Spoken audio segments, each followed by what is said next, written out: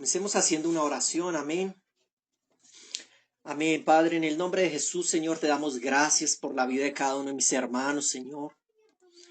Que ellos puedan ser tocados, que cada uno de nosotros pueda ser tocados en este día por la palabra de Dios, Señor, en el nombre de Jesús de Nazaret, Señor. Llénanos con tu espíritu, Señor, y que tu palabra venga a darnos esa gracia que necesitamos. Tu palabra venga a llenarnos de fe, de amor, del Espíritu, Señor, para que nosotros podamos proseguir, Señor, en el nombre de Jesús. Amén. Amén. Gloria a Dios, amados hermanos. Vamos entonces a compartir la palabra de Dios aquí en el libro de Apocalipsis, ¿sí? Apocalipsis capítulo 2, versículo 12 al 17. Dice así la palabra de Dios. El mensaje a Pérgamo. Escribe al ángel de la iglesia en Pérgamo, el que tiene la espada aguda de 2 filos, dice esto: Yo conozco tus obras y dónde moras, donde está el trono de Satanás. Pero retienes mi nombre y no has negado mi fe, ni aun en los días en que Antipas, mi testigo fiel, fue muerto entre vosotros, donde mora Satanás. Pero tengo unas cosas contra ti, que tienes ahí a los que retienen la doctrina de Balaán, que enseñaba a Balac a poner tropiezo ante los hijos de Israel, a comer de las cosas sacrificadas a los ídolos y a cometer fornicación. Y también tienes a los que retienen la doctrina de los nicolaitas, la que yo aborrezco. Por tanto, arrepiéntete, pues si no, vendré a ti pronto y pelearé contra ellos con la espada de mi boca. El que tiene oído, oiga lo que el Espíritu dice a las iglesias. Al que venciere, daré a comer del maná escondido, y le daré una piedrecita blanca.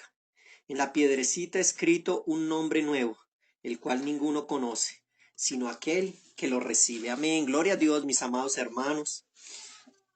Entonces, estamos compartiendo aquí el libro de Apocalipsis, la segunda parte del libro de Apocalipsis. El libro de Apocalipsis, tal vez yo sea un poco repetitivo, pero esto lo estoy haciendo porque realmente quiero que los hermanos puedan entender, comprender, y las cosas que estamos hablando pues puedan ir a nuestro corazón, sean guardadas en nuestro corazón y vengan a producir fe y podamos entender el libro de Apocalipsis sin misterio en este tiempo. Entonces habíamos hablado de que el libro de Apocalipsis él tiene 3 partes, ¿no?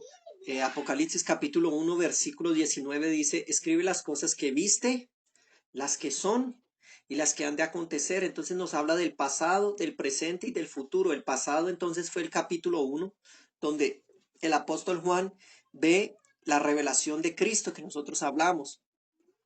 Allí Jesús con ojos como llama de fuego, una espada saliendo de su boca, todas estas cuestiones. Y después vienen los capítulos 2 y 3, que es la segunda parte del libro, que nos habla respecto de las cosas que son.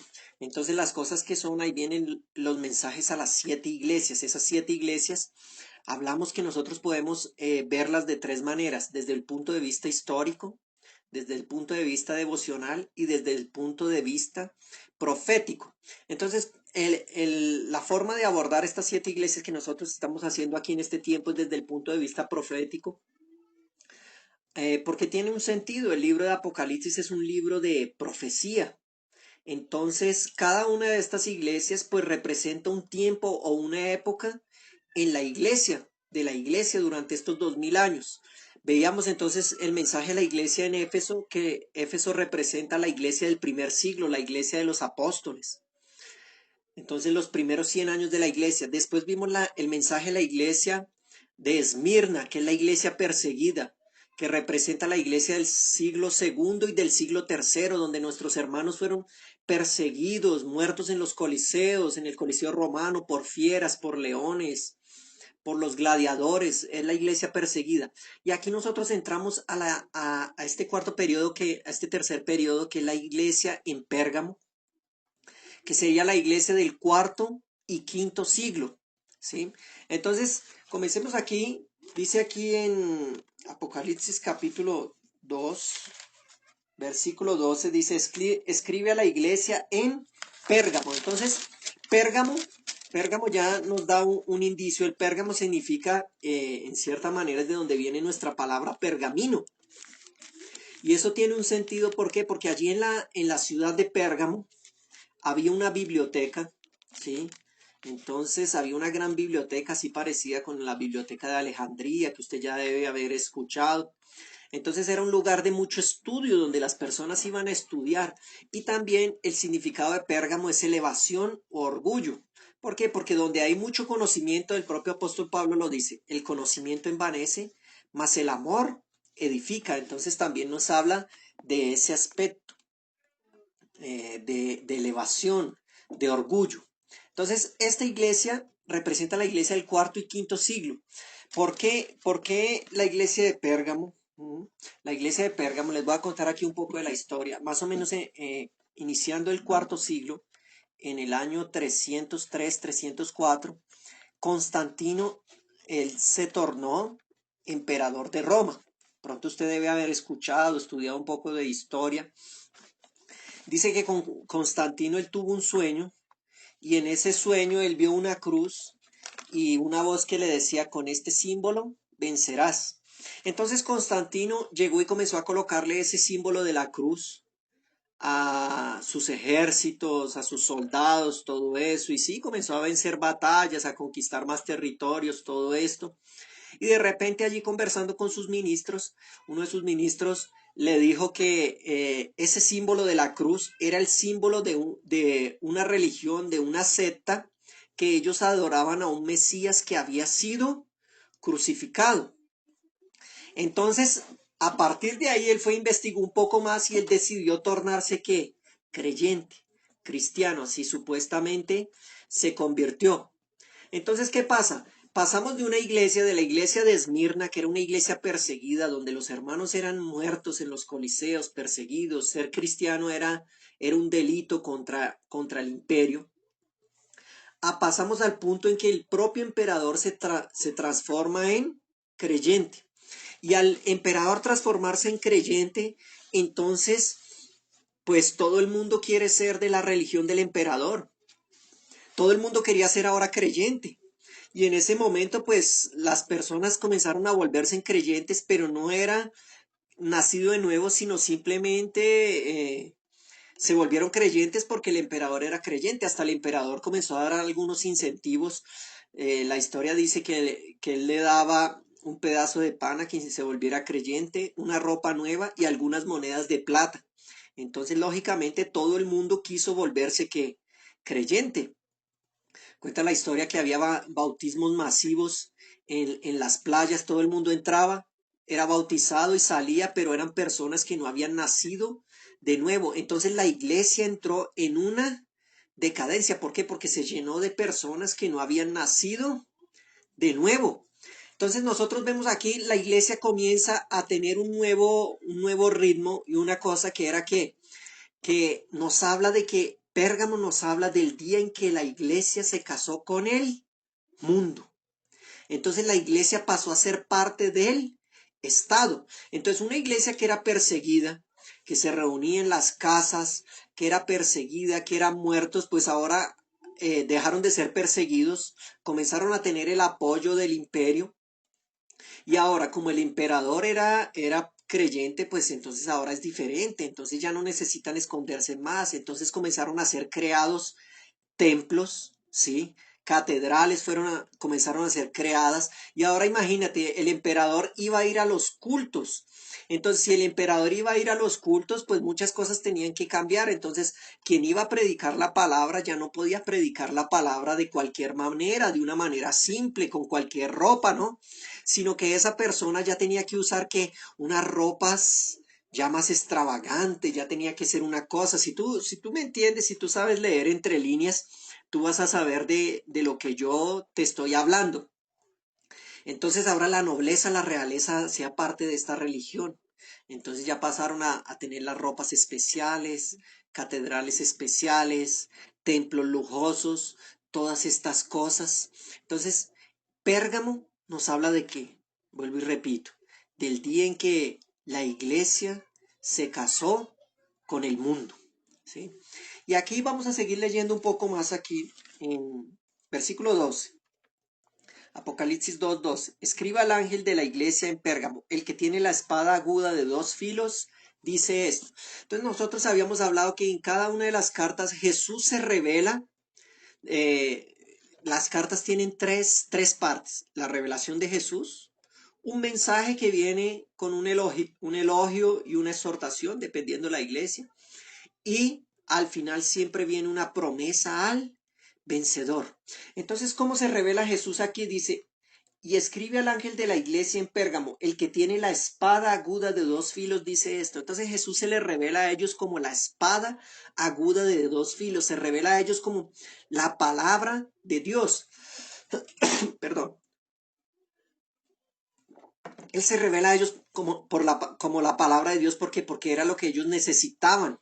La Biblia dice que Él se reveló como una espada aguda de dos filos. Lo que hace una espada es que cortar. ¿Por qué era necesario cortar? Porque la iglesia se había casado con el mundo, se había mezclado.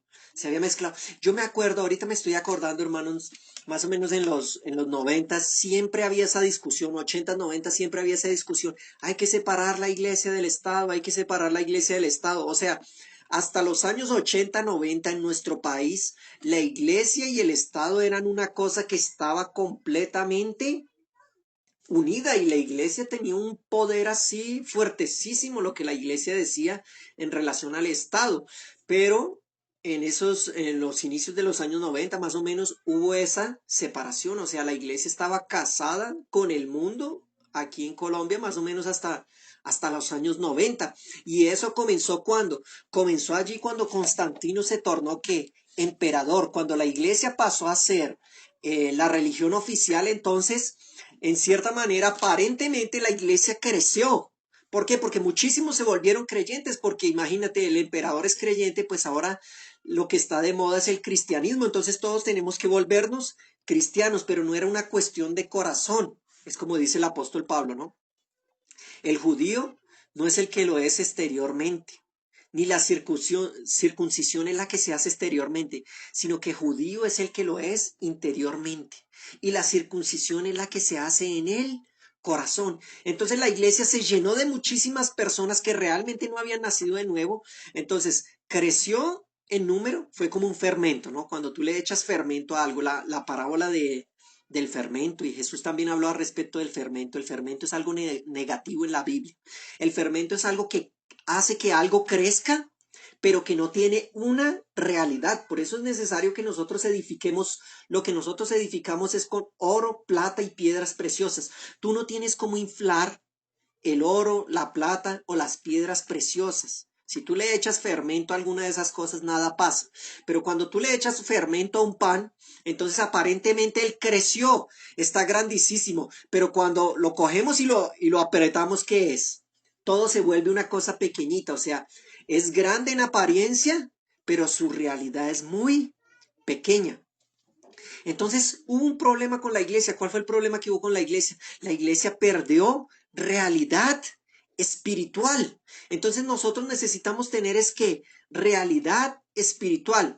Y allí Jesús se revela como la espada de dos filos. ¿Para qué sirve una espada? Una espada sirve para dividir. ¿Sí? La espada sirve para dividir. Y nosotros necesitamos poder dividir en el nombre de Jesús. ¿Cómo dividimos nosotros? Nosotros dividimos con la palabra de Dios. A través de la palabra de Dios nosotros podemos ¿qué? Dividir. Entonces dice que Hebreos 4:12 dice la palabra de Dios es más cortante que espada de dos filos y divide el alma del espíritu. Entonces la iglesia no puede estar casada con el mundo. Nosotros también tenemos que dividir muy bien las cosas del espíritu y las cosas de la palabra. Deben estar completamente ¿qué? Divididas. Amén. Entonces no podemos ser creyentes carnales, creyentes que andan guiados por los sentidos del cuerpo, o creyentes que andan guiados por el alma, mente, voluntad y emociones, sino que debemos ser creyentes guiados por el Espíritu Santo. Vamos a seguir leyendo aquí, Apocalipsis, versículo 13. Yo conozco tus obras y dónde moras, donde está el trono de Satanás. Pero retienes mi nombre y no has negado mi fe, ni aun en los días de Antipas, mi testigo fiel, que fue muerto entre vosotros, donde mora Satanás. Entonces aquí nos habla donde está el trono de Satanás. La iglesia, como tal, ella no tiene un lugar, una sede específica. Ella nunca había tenido una sede específica, un lugar donde se mandaban los comandos para el resto de las iglesias. Porque realmente como Dios organizó el gobierno de la iglesia, él no es, él no tiene un punto central allí. A pesar que la iglesia nació en Jerusalén, tú ves que no, nosotros no le prestamos cuentas a Jerusalén ni nada de eso, ¿no? El gobierno de la iglesia ya es local, cada iglesia local debe tener un presbiterio, pero la iglesia la iglesia, ¿qué pasó con la iglesia? Dice, ¿dónde está el trono de Satanás? Entonces Satanás pasó a tener que un trono. Entonces, como la iglesia se organizó, se comenzó a organizar por obispos, ahora tenía sus catedrales, sus cosas, entonces el obispo en Roma, era necesario que el obispo en Roma, que era el que estaba al lado del emperador, pues él tuviera que preeminencia sobre los otros obispos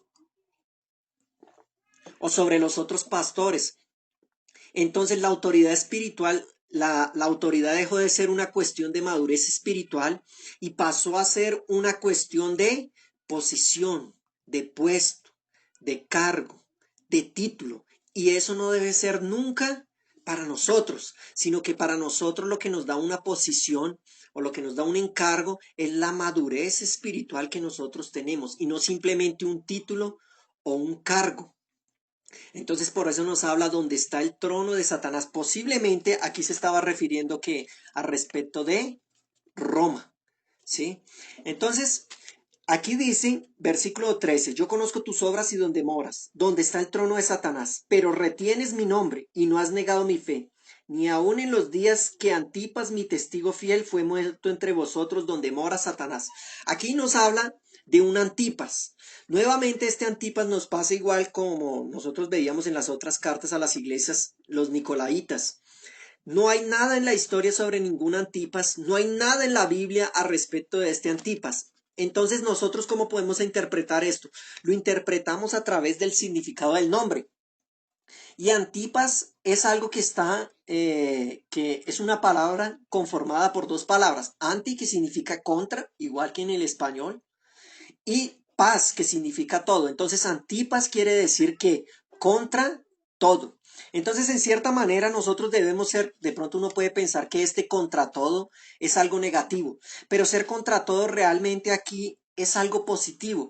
No está diciendo contra todo, no Antipas, no antipáticos, no debemos ser antipáticos, pero también debemos ser personas que somos que posicionadas. Entonces, este Antipas, él se posicionó contra ese matrimonio entre la iglesia y el mundo. Nosotros también debemos ser posicionados en esto. ¿Sabes una cosa, mis amados hermanos? Muchos se pierden. No digo que se pierden, que se van para el infierno, no, sino que pierden sus vidas edificando cosas que no tienen nada a ver con el reino de los cielos. Entonces, muchos levantan una bandera diciendo, no, la iglesia tiene que hacer la diferencia. La iglesia necesita elegir un político que sea creyente. Nada contra eso, no hay nada contra eso, hermanos. Pero a veces sabes que el diablo usa eso para sacarte del enfoque y tú terminas perdiendo el enfoque. Ay, pero es que algunos dicen, espero que tenemos que hacer esto, tenemos que hacer aquello, tenemos que hacer cosas buenas.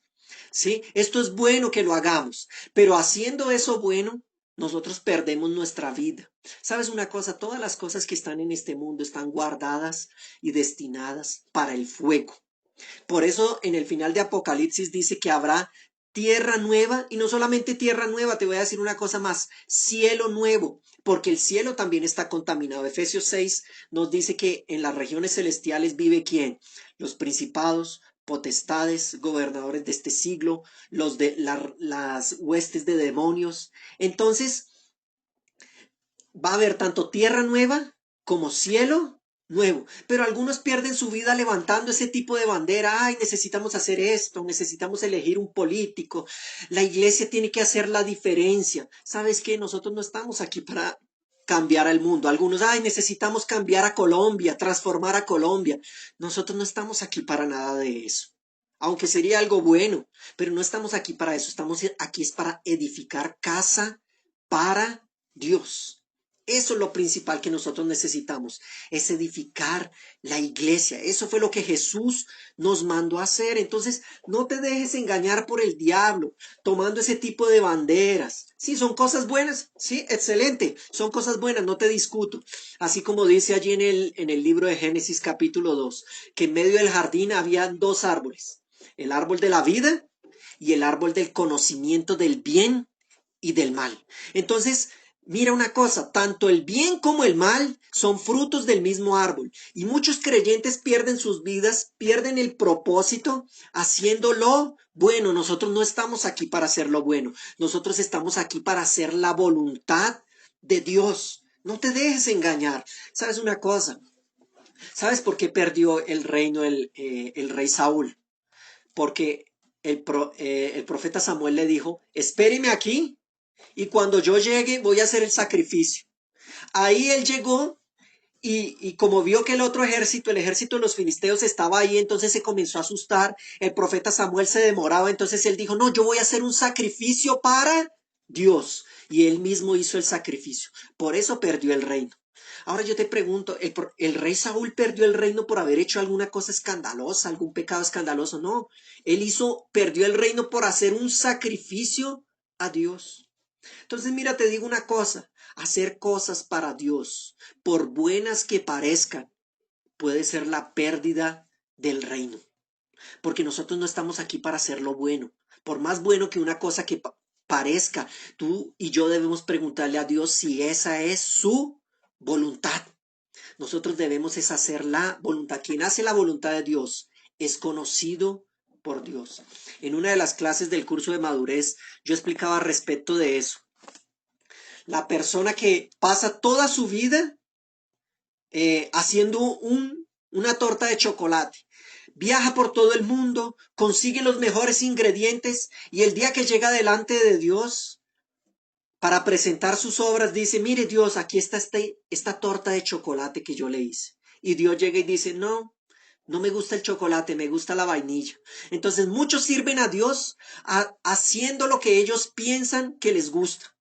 Entonces, ay no, es que a mí me gusta cantar. Entonces yo voy a servir a Dios cantando. No estás sirviendo a Dios, te estás sirviendo a ti mismo, porque estás haciendo lo que tú quieres. Nosotros no estamos llamados para hacer lo que a nosotros nos gusta, sino para hacer la voluntad de Dios. Y lo que Dios quiere es hijos. ¿Sabes una cosa? Hay un versículo en el libro de Isaías que dice así, hablando al respecto de Jesús. Él verá el fruto de su sacrificio y quedará satisfecho. ¿Cuál es el fruto del sacrificio de Jesús? Son hijos, hijos de Dios. Él murió en la cruz ¿para qué? Para que tener muchos hijos, para que Dios tuviera muchos hijos. Entonces, eso es lo que nosotros vinimos a hacer. Toma cuidado, no te cases con el mundo. No porque una revista nos elogie o porque un canal de televisión nos elogie quiere decir que nosotros estamos siendo aprobados. No, eso no es lo que nos aprueba. Lo que nos aprueba es el propio Dios. Entonces, este Antipas nos habla de eso. No antipático, pero sí alguien posicionado. Uno de los problemas de este tiempo, mis amados hermanos, es que es el llamado de políticamente correcto. Entonces no diga esto porque fulano se ofende, no diga esto porque el otro se ofende, ¿sabes? Yo procuro no hablar mucho de mi propia opinión, porque mi opinión no tiene poco valor, tiene poco valor. Lo que yo intento hablar es la palabra de Dios y no puedo hacer nada. Si alguien se incomoda con la palabra de Dios, no puedo hacer nada. La palabra de Dios es mayor que todos nosotros. Entonces, cuando yo digo algo, realmente no soy yo el que lo estoy diciendo. A veces yo le digo así a los hermanos. Alguien me confronta con alguna cosa. No, pero esto así. Y yo le digo, no, yo no tengo realmente nada que ver con eso. No soy yo el que lo estoy diciendo. El que lo está diciendo es el apóstol Pablo. El que lo está diciendo es el apóstol Pedro. Realmente yo no tengo nada que ver con eso. Entonces, necesitamos ser esas Antipas contra todo. Personas que son posicionadas contra el mundo, contra el matrimonio entre la iglesia y el mundo. Nosotros no podemos ser políticamente correctos. Cuanto tú más intentes agradar a todo el mundo, ¿sabes qué? Te voy a dar una noticia triste. Si intentamos agradar a todo el mundo, vamos a terminar desagradando a Dios. Entonces lo que nosotros necesitamos es primeramente que agradar a Dios. Este es el Antipas. Vamos a seguir leyendo aquí, versículo 14. Dice así: pero tengo unas pocas cosas contra ti, que tienes ahí los que retienen la doctrina de Balaán, que enseñaba a Balac a poner tropiezo ante los hijos de Israel, a comer cosas sacrificadas a los ídolos y a cometer fornicación. Entonces aquí menciona tres cosas al respecto de la doctrina de Balaán. ¿Sí? Balaán es mencionado 3 veces en el Nuevo Testamento. ¿Sí? Entonces Balaán, él no era profeta de Dios. Cuando el pueblo de Israel salió de Egipto, pues ellos salieron muy famosos porque acababan de destruir la potencia mundial que era Egipto. En aquella época Egipto era como decir Estados Unidos. Entonces el rey de Moab, cuando vio que el pueblo de Israel iba a pasar por su tierra, pues se asustaron mucho. Y al asustarse mucho, entonces alguien le dijo al rey: no, pues hay un profeta allá, y ese profeta, pues usted le da un dinero y él va a maldecir al pueblo de Israel, y ahí usted los va a poder vencer. Entonces él hace eso, y el pueblo de Israel está viniendo, y este profeta, Dios no quería que él fuera, no era un profeta de Dios. Y Dios no quería que él fuera. Entonces él iba cabalgando su mula y un ángel del Señor se aparece, pero el profeta no lo ve. La mula sí lo ve. Y durante 3 veces acontece eso, y cada vez que acontecía, pues ese profeta Balaán se bajaba de la mula, porque la mula no avanzaba, y la golpeaba, hasta que en el tercer momento, la tercera vez, la mula abrió la boca. El Señor dijo que Dios abrió la boca de la mula y la mula habló. Y cuando la mula habló, lo confrontó y le dijo: oye, yo te sirvo desde muchos años, yo nunca he hecho esto. Y ahí conversó con la mula, ¿sí? Y ahí se aparece el ángel, ¿sí? Y el ángel pues reprende a Balaam por lo que iba a hacer. Y ahí él se arrepiente y todo y dice que no va a ir, pero el ángel le dice: no, vaya, pero usted solamente va a decir lo que yo quiera que usted diga. Entonces, interesante, una mula tenía más visión espiritual de que ese supuesto profeta. Es complicado cuando un animal tiene más visión espiritual. Nosotros vivimos en tiempos complicados, son tiempos locos, ¿sabe? Vivimos en un tiempo en que las personas ya no son hombre o mujer, o sea, están negando la propia biología, diciendo que el género no depende de la biología, de la genética. Pero las mulas tienen más entendimiento que los que hablan al respecto de eso, porque una mula sabe quién es macho y quién es hembra, pero hoy en día muchos hombres y mujeres no saben quién es macho y quién es hembra. Son tiempos complicados lo que nosotros estamos viviendo. Estamos viviendo un tiempo en que los seres humanos, algunos seres humanos, están teniendo menos discernimiento espiritual que una mula, que un animal. Entonces, la doctrina de Balaán, ¿sí? Aquí nos habla al respecto de varias cosas. Entonces, lo primero que nos habla es al respecto del consejo de Balaán. Él es mencionado en uno de los libros del Nuevo Testamento, es mencionado el consejo de Balaán. ¿Cuál era el consejo de Balaán? El consejo de Balaán fue ¿cuál? Como usted no los puede vencer, usted no los puede maldecir, lo único que usted puede hacer es que ellos se maldigan a sí mismos. ¿Cómo pueden maldecirse a sí mismos? Entonces, hágalos que idolatren. ¿Cómo usted los puede hacer que idolatren? Tome sus mujeres y haga que sus mujeres se mezclen con el pueblo de Israel, y ellos van a terminar idolatrando sus ídolos. Y cuando ellos comiencen a idolatrar otros dioses, pues van a deshonrar a Dios, y ahí va a comenzar el problema. ¿Tú sabes cuál fue la caída del rey Salomón? La caída del rey Salomón fue que se casó con mujeres extranjeras y terminó adorando esos otros dioses. Entonces, si te das cuenta que el consejo de Balaán que es mencionado aquí nos habla respecto de qué, de matrimonio. Cuando las mujeres del pueblo de Moab se casaron con los hombres del pueblo de Israel, pues el pueblo de Israel comenzó a qué, a decaer, porque cayeron en idolatría. Otra cosa de la que nos habla Esa nos habla en el libro, en una de las cartas del apóstol Pedro, nos habla a respecto del camino de Balaán. ¿Cuál fue el camino de Balaán? Balaán iba a profetizar contra el pueblo de Israel, iba a prestar un servicio al rey Balac, pero ese servicio no era gratis, ese servicio tenía un costo. Entonces el camino de Balaán nos habla respecto de aquellos que sirven a Dios por dinero. ¿Sabes una cosa? La iglesia, ella sustenta a sus pastores. Es una cosa que está en la Biblia. El que predica el evangelio, viva del evangelio. Eso es una cosa normal. Pero otra cosa es cuando un pastor comienza a ver la iglesia como su negocio propio o como el negocio familiar.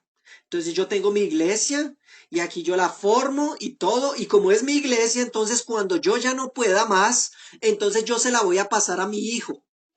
La iglesia no es una cuestión, el liderazgo en la iglesia no es una cuestión de herencia, sino que es una cuestión de madurez espiritual. Es Dios que escoge. Si tú te acuerdas allí en la época de Moisés, Moisés tenía hijos.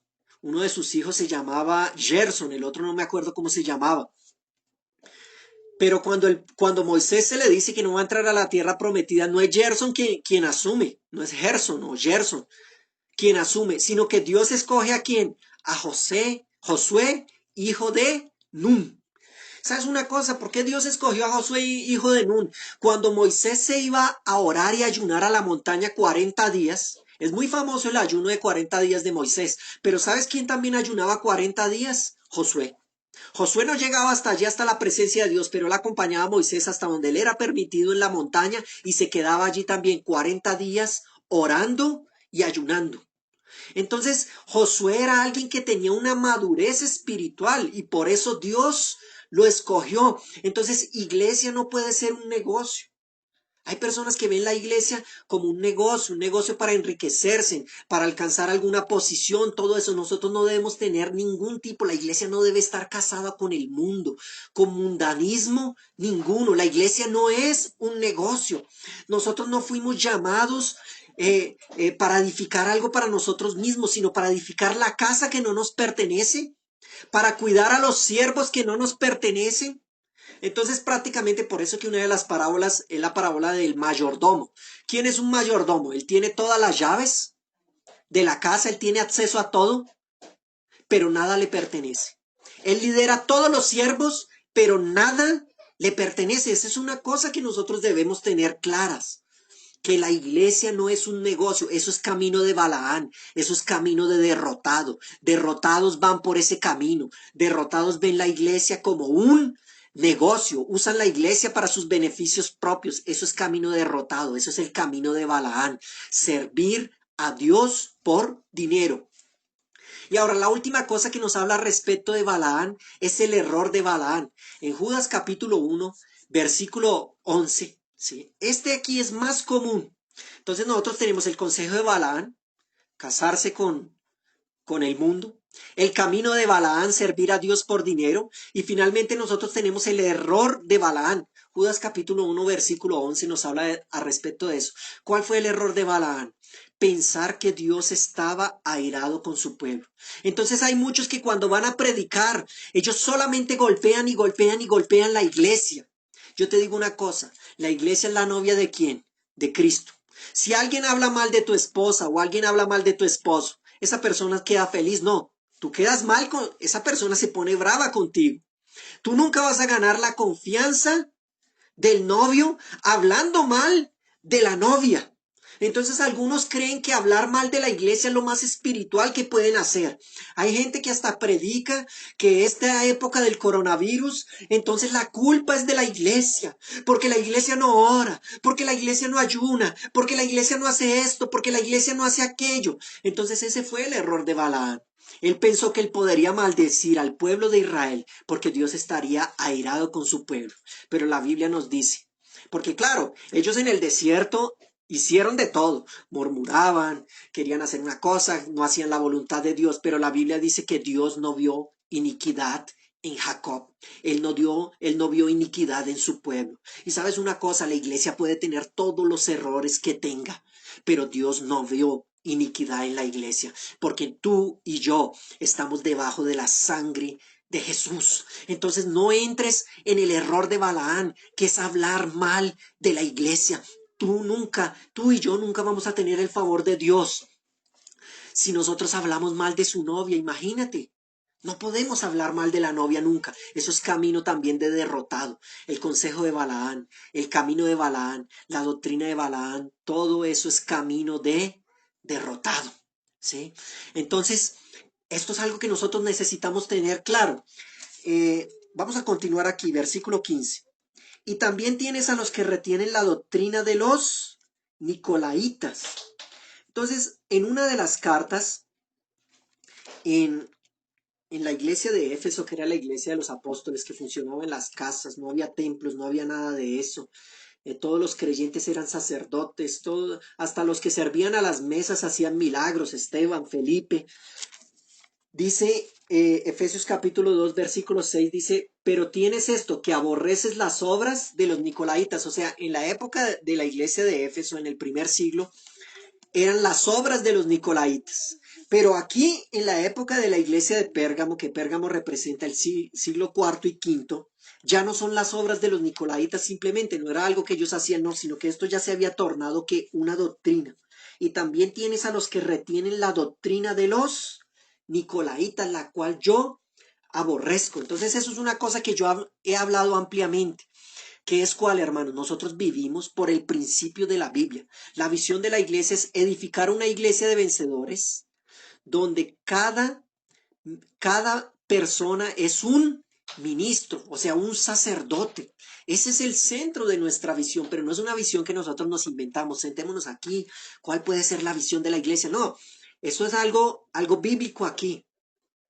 Entonces las obras de las Nicolaitas la doctrina de los Nicolaitas es totalmente contrario al Evangelio. El Evangelio dice que nosotros somos una nación de sacerdotes, sacerdocio real, donde todos están activados, todos predican, todos oran, todos expulsan demonios, todos ayunan, todos bautizan, todos curan enfermos, porque nosotros somos un reino de sacerdotes. Pero esta cuestión de la doctrina de los Nicolaitas, que yo les decía, ¿no? Cuando la iglesia pasa a ser parte del Estado, se casa con el Estado, entonces pasa a tener templos, los sacerdotes pasan a tener ropas especiales, y entonces ya los sacerdotes eran solamente que personas especiales. Nosotros aquí en la iglesia no hay personas especiales, ¿sí? Sí hay funciones, sí hay hermanos con más madurez espiritual, hay funciones, sí hay autoridad, niveles de autoridad, pero en relación a ser sacerdote, a disfrutar de la presencia de Dios, a tener acceso directamente a Dios, tú no tienes ningún mediador, no hay ningún mediador. Tú tienes el Espíritu Santo y tienes acceso directamente a Dios. Entonces, esta doctrina de los Nicolaitas es esta cuestión de predicar que hay una clase sacerdotal, una clase especial. Hay aquellos que están más cerca de Dios, no hay. Tú estás cerca de Dios, el Espíritu Santo vive dentro de ti. Tú puedes ser todo lo que Cristo es. El Espíritu Santo te revela todo lo que Cristo es y todo lo que Cristo tiene y trae esa realidad a tu vida. Si esa verdad, hermanos, es revelada, nosotros vamos a explotar como iglesia, nosotros vamos a crecer, porque todos van a hacer todo, todos van a predicar, a curar enfermos, a expulsar demonios. Va a ser una locura, nosotros vamos a tener casas por todos lados, todo el mundo va a estar liderando, ganando almas, abriendo sus casas.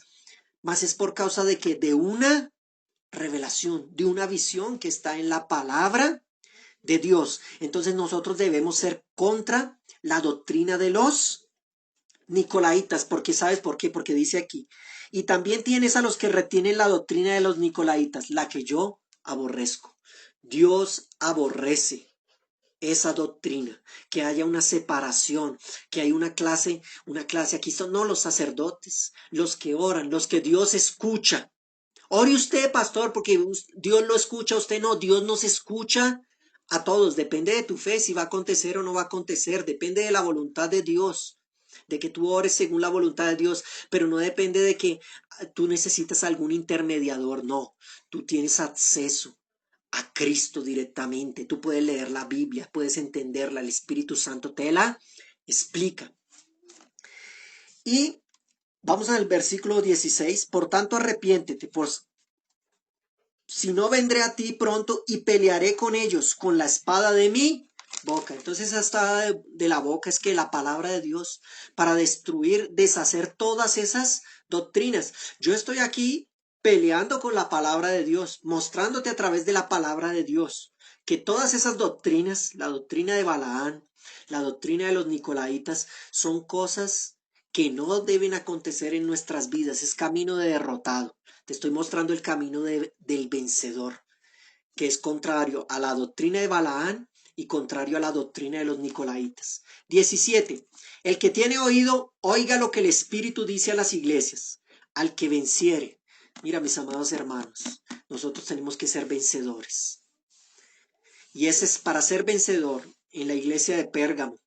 Hay que ser un Antipas. Hay que ser contra la doctrina de Balaán, que es el consejo de Balaán, que es ese matrimonio entre la iglesia y el mundo. Hay que ser contra el camino de Balaán, que es servir a Dios por riquezas, y hay que ser contra el error de Balaán, que es pensar que Dios está airado con su pueblo. Dios no está airado. Ninguna condenación hay para los que están en Cristo Jesús. Amén. Y hay que ser contra la doctrina de los Nicolaitas. Al que venciere, daré a comer del maná escondido. Y le daré una piedrecita blanca, en la piedrecita escrito un nombre nuevo, el cual ninguno conoce, sino aquel que lo recibe. ¿Sabes? Para entender esto nosotros tenemos que ir al Antiguo Testamento. El maná escondido, cuando caía el maná en el desierto, el pueblo de Israel lo recogía de domingo a viernes. El sábado no, ellos tenían que recoger doble porción el viernes. Pero una parte del maná, Dios dijo que fuera recogida y que fuera colocada en el arca de la alianza. Entonces el arca de la alianza ella se encontraba dentro del tabernáculo. En el tabernáculo solo entraban los sacerdotes, los levitas. Más adentro en el lugar santo solamente entraban los sacerdotes, pero en el lugar santísimo solamente entraba el sumo sacerdote, una vez por año. Y aún así el sumo sacerdote no tenía acceso al interior del arca. Dentro del arca se encontraban tres cosas, después voy a predicar sobre eso. Era la vara de Aarón que reverdeció, las tablas de la ley y una porción del maná. Entonces ese maná escondido era algo muy íntimo. ¿Sabes? La promesa aquí al vencedor es ¿cuál? Que tú vas a tener acceso a una comunión íntima con el Señor. El creyente derrotado, él no disfruta de esa comunión. Él solamente vive tomando decisiones equivocadas, como dice el libro de los Salmos. Un abismo llama a otro abismo. Toma una decisión equivocada que le genera un montón de problemas y después para resolver esos problemas no sabe qué hacer, no consulta a Dios. Ahí va y toma otra decisión más equivocada y ahí se va generando eso que la Biblia dice en el libro de Salmos. Un abismo llama a otro abismo. Pero si tú te arrepientes y buscas la voluntad de Dios, sigue la palabra de Dios, la espada de dos filos, entonces tú vas a poder retornar al propósito de Dios que Dios tiene con tu vida. Sabes, muchos sufren y hemos sufrido por decisiones equivocadas, que un abismo va llamando a otro abismo. Entonces ese maná escondido es la promesa para el vencedor, una comunión íntima con el Señor, amén. Y la otra parte de la promesa es, y le daré una piedrecita blanca, y en la piedrecita escrito un nombre nuevo, el cual ninguno conoce, sino aquel que lo recibe. Entonces esa piedrecita blanca, voy a remitirme a algo que está en la historia, que en las elecciones en Grecia, sí, que era algo del tiempo del apóstol Pablo, porque tú sabes que la democracia en Grecia es una cosa que viene desde Sócrates, Aristóteles, ellos fueron los precursores de la democracia. Entonces, cuando todo el mundo vivía con reyes, los países, con sultanes, reyes, dictadores, Grecia ya vivía bien adelantada, ellos ya tenían democracia. ¿Y cómo funcionaba la votación? La votación, cada persona recibía una piedrecita blanca y en esa piedrecita tú escribías el nombre del candidato que querías escoger y lo colocabas en la urna. Entonces, esta piedrecita blanca, Dios nos está hablando al respecto de eso. Esa es la promesa al vencedor. Dios toma esa piedrecita blanca y escribe tu nombre. Y es escribir tu nombre en la piedrecita blanca. Cuando tú escribes el nombre del candidato, es que tú estabas escogiendo a ese candidato. como en la votación que nosotros hacemos, ¿no? Nos dan un tarjetón y tú escoges el candidato. Pero allá en esa época era en una piedrecita blanca donde tú escribías el nombre del candidato. Y aquí nos está diciendo que Dios toma esa piedrecita blanca y escribe nuestro nombre. O sea, Él está queriendo decir, yo te escogí, yo te amo. Amén. Entonces, nosotros somos ¿qué? La promesa del maná escondido es una comunión íntima con el Señor. Y la promesa de la piedrecita blanca con el nombre es la promesa de que el vencedor es escogido por Dios. Amén, mis amados hermanos. Entonces, vamos a hacer una oración. Quería que pudiéramos hacer una oración. Señor Jesús, oro en este día, Señor, para que tú traigas revelación en este tiempo. A través del libro de Apocalipsis tú nos des la revelación de tu palabra, Señor Jesús.